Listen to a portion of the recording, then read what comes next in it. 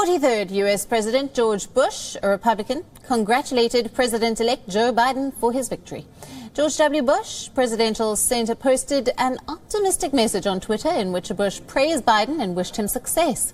He also congratulated outgoing President Donald Trump for a tough fight.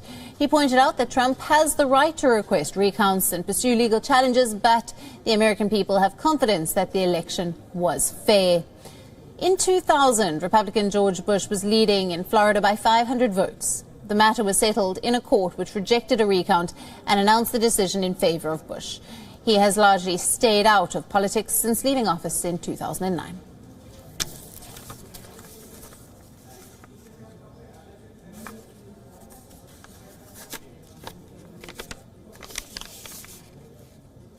Now, Simon Marks joins us live from Washington, D.C. for more on this.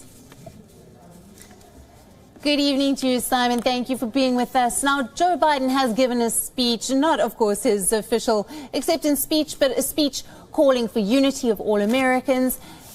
But he is taking over at a time of crisis on a number of fronts.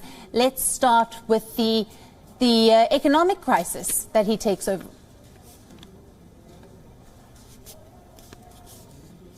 Yes, absolutely. No question about that. I mean, Joe Biden very much planning to take over, although Donald Trump in that building, the White House behind me, very much digging into that. I don't know if you can see it, but just over in the corner of the picture right there, there's a crane that has moved onto the grounds of the White House.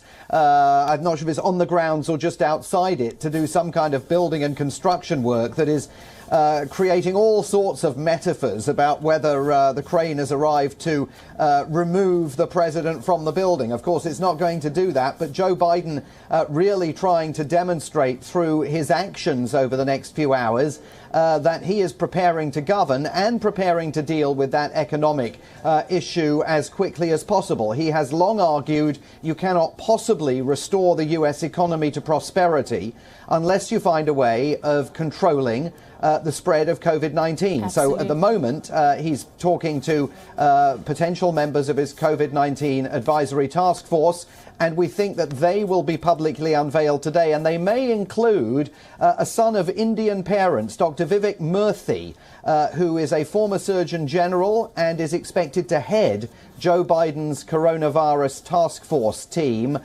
which will be a hugely prominent role for Dr. Murthy, whose parents moved to the UK initially, and then he made his way here to the United States. But strong ties to India in that appointment if it goes ahead. Right. Now, as you've mentioned, his coronavirus task force, this is already, he's already setting this up. He's made moves on his promises to restore membership of the U.S. in the Paris Climate Agreement. Is this a politician who is making good on his promises? Well, he wants to make good on his promises, but I think the real question is whether he's going to be able to. So if you take a look, for example, at his pledge to return to membership of the World Health Organization, in order to do that and to spend money on the World Health Organization, America's membership fees, he will need support on Capitol Hill. And at the moment, the outcome of the race to control the Senate is unclear and will remain unclear until January, when there are two runoff elections in Georgia. There are many things Joe Biden can do through executive orders. Taking the country back into the Paris climate change accords may be possible. I think reigniting the Iran nuclear deal is going to be very, very difficult without the situation in Congress moving in his direction and giving him some kind of reliable majority to count on there, which now looks very, very unlikely. So Joe Biden faces all sorts of challenges, I think, in the weeks ahead as he puts his government together and prepares to govern. And the biggest short-term challenge he faces is the man who's in that building there. Absolutely. It's Donald Trump, not phoning up to congratulate Joe Biden, not conceding, and now we're told preparing to address rallies all over the country in a bid to energize his supporters and get them fired up over what he insists is an election that's being stolen from him. Yeah, in the past we have seen some really powerful concession speeches that legitimize the new incumbent. Now, Donald Trump, as you say, is still refusing to admit defeat. He's planning on filing a string of lawsuits, according to his lawyer, Rudy Giuliani, who says that they have a lot of evidence of fraud, but we have not seen any evidence at all. What are the options available to Trump now? Well, I think you just used a hugely important word, Alison, when you talked about past concession speeches legitimizing the incoming president of the United States.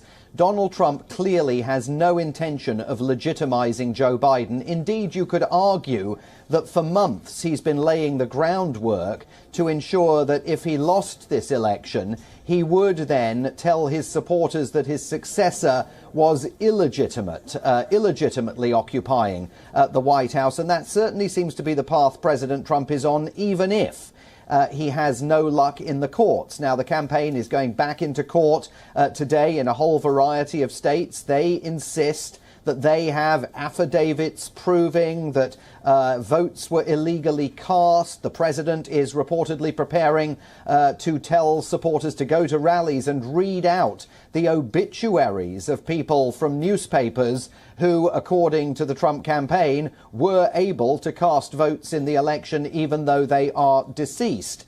But it's far from clear that while there may have been the odd issue here and there, that there are the tens of thousands of votes out there to be overturned that could allow Donald Trump to move past Joe Biden's advantage statistically as these vote counts continue. So he's on, the possibility of overturning this election result seems at the moment impossible. He keeps losing in court. He hasn't won a round in court yet. And yet, according to White House insiders, he is absolutely determined to tough this out all the way until Christmas at the earliest. And there are reports here that he's already decided that he won't attend Joe Biden's inauguration if and when it happens. I think it's when rather than if, on January the 20th of 2021.